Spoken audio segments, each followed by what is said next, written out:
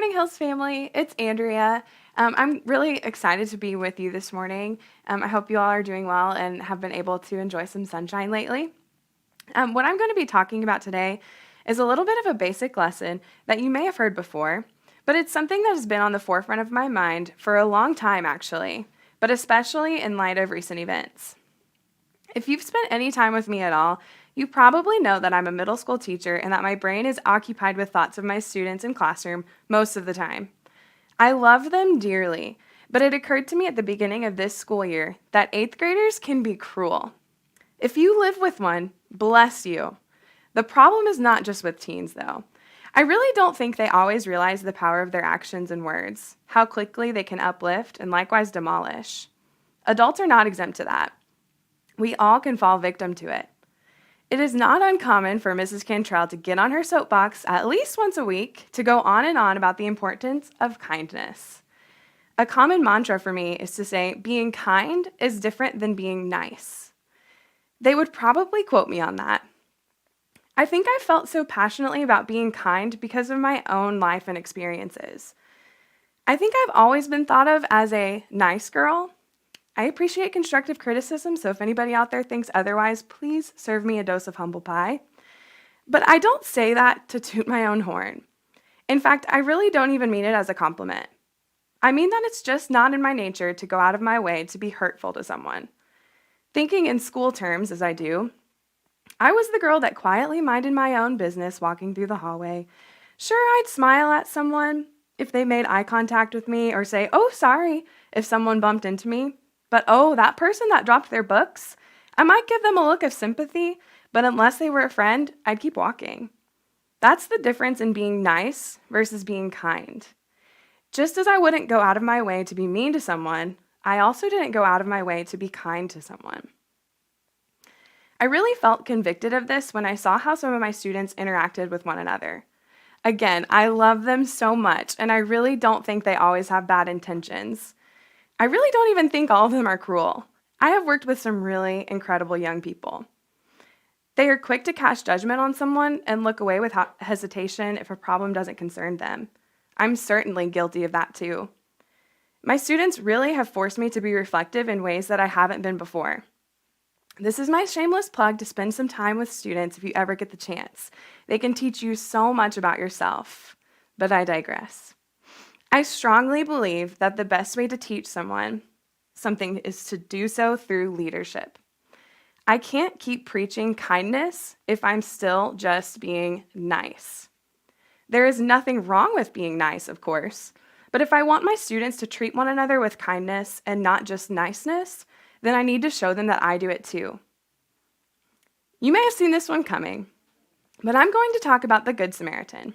Maybe you, like me, have heard this story a million times, or have heard someone being described as a Good Samaritan. But I encourage you to hear this story again. Picture yourself there, and think about what it looks like in your life today. What would you have done in similar circumstances? The parable is told in Luke chapter 10, verses 25 through 37. To summarize, Jesus tells the story of a Jewish man who was robbed of everything he had.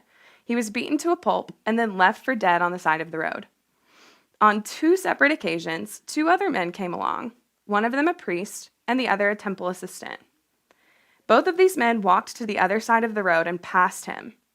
Two men that one would have thought to be religious, friends or peers even, just passed on by like they saw nothing. They could have at least smiled at the guy, checked to see if he was still alive, anything. But they just flat out ignored him. Part of me is shocked by this, and the other part of me can relate to it. How many times have I walked right by an opportunity to show kindness to spare my own convenience? Or because I just didn't want to deal with it? I had to do a little bit of research on the next guy that passes by, because you don't always get that part when you hear about this story in Sunday school. Basically, Samaritans and Jews have a deep disdain for one another. They built a physical and emotional wall up between their lands and had no contact with one another. By the time our story takes place, this deep hatred had been going on for decades, and it was ingrained in their cultures. In fact, the priest and the assistant acted exactly how one may think a Samaritan might act towards a Jew, like he wasn't there. So to the audience Jesus was speaking to, This would have been a major plot twist. Luke 10:33 says, "Then a despised Samaritan came along, and when he saw the man, he felt compassion for him." That word stands out to me. Compassion being a tender care or feeling of sympathy for someone with a lean towards helping them, rather than just feeling sad for them. Someone that historically would feel nothing towards this person has felt compassion for him, which drives his next actions. Going over to him, the Samaritan soothed his wounds with olive oil and wine and bandaged them. Then he put the man on his own donkey and took him to an inn, where he took care of him. So the Samaritan doesn't just patch the Jew up and send him on his way. No. I imagine he had to pick up a lifeless adult man up and sit him on his own donkey. Surely this wasn't in the plans for the Samaritan that day. We see him going out of his way to show a gesture of kindness.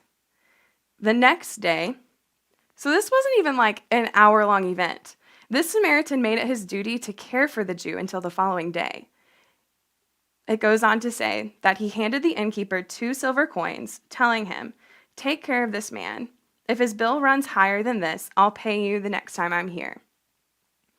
I honestly would like to think that I would stop by someone in distress just to check in. Maybe give him a Band-Aid or let him borrow my phone so he can call someone to pick him up. But I think I would have a hard time giving up my day to tend to someone I don't know, let alone an enemy of my people. He could have stopped after dressing his wounds to continue on his way.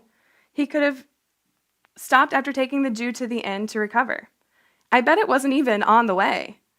He could have left him to fend for himself the following day, but he goes as far to pay for his stay at the inn. But it doesn't stop there. He even offers to pay for the rest of his stay should he need it. He didn't have to do that. He didn't even have to stop. Yet compassion led him to go above and beyond. Jesus continues, "Now which of these 3 would you say was a neighbor to the man who was attacked by bandits?" The man replied, "The one who showed him mercy." Then Jesus said, "Yes, now go and do the same." Another word that sticks out to me in this parable is mercy. Mercy is an act of kindness or compassion towards someone that doesn't necessarily deserve it.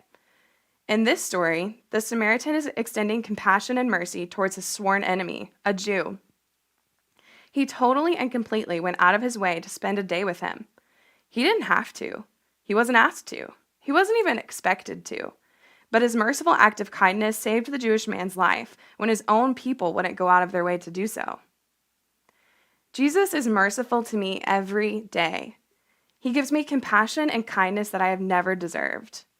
On the same token, I have thought to myself that I want to be more like Jesus, to live like he did, and to be an example of his mercy and grace to people that haven't experienced it.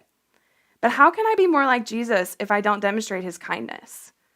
Kindness being the action of compassion, not just being nice. Kindness is not convenient. It is not picking and choosing to whom or where or when. It's not just being kind to those people that we think deserve it, or the ones we feel have worked for it. It's showing up where and when others don't, and sometimes it is going to take us out of our way. It's seeing a need and taking action on it. But I don't deserve it in the first place. The least I can do is demonstrate it in return. I do want to emphasize that works are not what redeem our souls. However, the Bible also tells us that faith without works is dead. If I am not to act on my faith, it is as good as dead. The thought of that sends a shiver down my spine. The works part comes as a result of one's faith. I was having this conversation with my sister, actually, on being kind. And what does that look like in my life? How can I be the example of kindness for my students? I'm not totally sure of that answer, if I'm being completely honest. I haven't quite figured out how to bring the idea of merciful kindness into action, and maybe I won't figure it out. Maybe it looks different for each of us in different circumstances.